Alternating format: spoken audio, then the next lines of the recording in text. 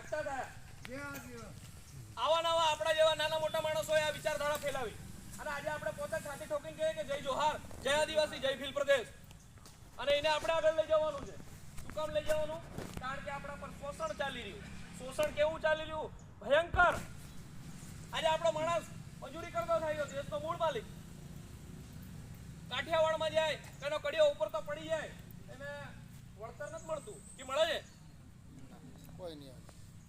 ભાગ રાખી અને કામ કરાવી લે અને કઈક ચોરી કરી એમ માથા પાડી અને મારીને કાઢી મેલે. ખરી વાત કે ખોટી વાત દાદા? ખરી વાત કરી. શોષણ દરેક જગ્યાએ ચાલી રહ્યું. એનો માણસ ફેક્ટરી કંપનીમાં કામ કરતા કરંટ લાગી ગયો, પીલાઈ ગયો, એને મુઆવજો નથી મળતો. કઈનાની બિયર ગમી ગઈ, એના આદમીને મારીને ફગાવતો સાફ કરી ગયો. આવા બધા બાના ચાલી રહ્યા. દરેક જગ્યાએ શોષણ ચાલી રહ્યા.